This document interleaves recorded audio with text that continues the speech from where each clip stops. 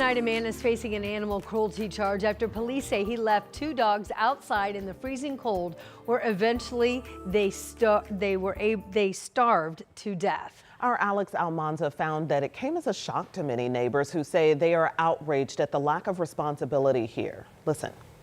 It was mid-January when Beech Grove police came to this house to investigate the well-being of two dogs. Neighbors say the owner, Thomas Nooner, never brought the dogs inside, and when they hadn't seen them for weeks, it was too late. It's bad enough that we have people living on the street dying that away, but also for animals to die that way when you have a home you could put them into, that's very sad. Neighbors upset that in a Beech Grove neighborhood near 4th Avenue and Byland Drive, a simple plea for help could have gone a long way. I would have taken them in a heartbeat if they would have asked me. Kevin and Janet McDuffie just moved into their home a couple months ago and never met Nooner. But for the McDuffies, their love of animals would have extended beyond. And animals are humans. They have feelings too, whether you believe it or not. According to police, it was neighbors who sounded the alarm. One of their children discovered the dogs lying dead, frozen, and covered in snow. Officers recall a frozen bowl of water and a heater which didn't appear to be plugged in. They also noted trauma on one of the dogs, suggesting the other may have chewed or eaten it. And it happens too much in our city. Darcy Kurtz is the executive director of FIDO, a nonprofit animal welfare group aiming to reduce the amount of neglected animals in the streets. They also educate owners on proper living conditions. We are working on an accessible information resource hub so people know where to go, so they're not like pushed from animal welfare group to animal welfare group. But while FIDO wants to provide resources for everyone, there is a place for enforcement for those people who refuse to provide a basic level for their animals, and that's where we have to have enforcement. In Beech Grove, Alex Almanza, 13 News. Thank you, Alex. And a lab report determined the dog's cause of death was malnutrition. Nooner is facing 1 count of animal cruelty. A warrant is out for his arrest. Tonight, Metro Police tell us that they're asking for your help because they're looking for a car that they believe was involved in a deadly hit and run. It happened on East Washington near North Rural around 7:15 back on Saturday night.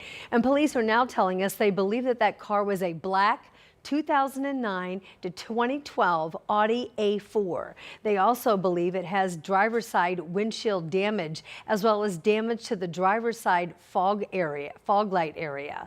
This crash killed this woman. This is Emily Martinez, her friend sharing these images with us, telling us that she was crossing the street all to get to the bus stop at the time that she was hit.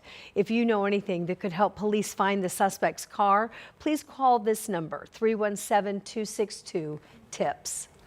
An Avon police officer is recovering in the hospital tonight after a crash. This happened this afternoon at the intersection of Ronald Reagan Parkway and Rockville Road. Investigators say a car on Rockville then T-boned the officer's car. The officer's injuries are not believed to be life-threatening. The Hendricks County Sheriff's Department will now investigate. A man accused of a deadly shooting outside a restaurant on the south side now knows when he'll go on trial. This morning, a Marion County judge scheduled Randy Godfrey's trial for the middle of May. The judge also set no bond for Godfrey, who is charged with the murder of Robert Smith. The shooting happened last Friday night outside the Texas Roadhouse near Southport and McFarland Boulevard. Metro Police investigators say that Godfrey and Smith knew each other. They got into a fight inside the restaurant before it then ended in a dispute out in the parking lot. There was an off-duty IMPD officer who happened to be at the restaurant during the time. She held the suspect until the other officers arrived and then arrested him. And tonight in Kokomo, a man is under arrest, accused of murdering a 21-year-old man on the south side of Indianapolis. Metro Police say they found the body of Demetrius Starks inside a car behind the Greenwood Place Shopping Center on Shelby Street near US 31. Newly released court documents state that he was shot several times, and those documents detail the shooting timeline as well as the questioning of the woman who was seen on video getting into the victim's car. Investigators say that she told them she was a prostitute, and she told them the suspect is her boyfriend, Joshua Blackwell. She said he was listening to her conversation with Starks inside the car, and she told police that Blackwell saved her life when the victim threatened to kill her. He's now being held on no bond inside the Marion County Jail while waiting trial come May.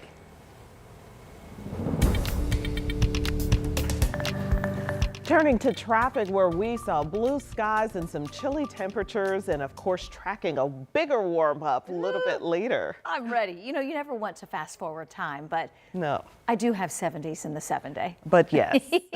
No, we don't want to fast forward. No, nice to see a sunny finish to today. We're going to take you back outside. It's sunny, but it's still very chilly. We're in the upper 30s and low 40s right now. So we're going to take the dog for the walk, headed out to dinner this evening. Still going to need that heavy coat. 41 Bunker Hill, 39 Tipton and Carmel, and currently 42 degrees in Indianapolis. Skies will be mainly clear this evening. However, our next weather system is already developing out to our west, and it's responsible for winter weather advisories into the central sections of Iowa. This weather system will bring some snow from parts of the Dakotas, Nebraska into Iowa. Snow chances for us stay north, but it will increase the clouds overnight and bring us a slight chance for a wintry mix during the day tomorrow. Evening forecast is a dry one. Will be close to 40 the next couple of hours, drop through the low 30s by late evening. 30s is where we will start Friday. We'll end the day with highs in the mid 40s. Chance for a wintry mix early in the day, chance for additional wintry mix later in the day. If you need some dry time, you will have some in the middle, but be prepared. That morning drive, there will be some wet roads. I'm going to have the local timeline and a look ahead to the weekend in a few minutes. All right. Thanks, Angela. And of course, you can follow along with the forecast and have the Live Doppler 13 weather app with you wherever you go. It's a free download in your phone's app store. A top priority down at the State House is for Indiana lawmakers to bring down property taxes for homeowners. The bill already passed the Senate, but the governor, looking at it upon review, wants some changes. State House reporter Emily Longnecker says balancing those cuts with the money for schools and local governments is proving tricky. The fight over property taxes is far from over. There was a lot of testimony here at the State House. The tension exists between the need to cut property taxes for homeowners without leaving schools and local governments in a financial lurch. But our partners at the Indiana Capital Chronicle report part of the issue is that more and more of the taxes are falling on homeowners because businesses and industry properties are paying a smaller share. Just to give folks kind of an idea here, in Marion County in 2019, homesteads paid about 45% of the county's property taxes, but by 2024, that had increased to 50%.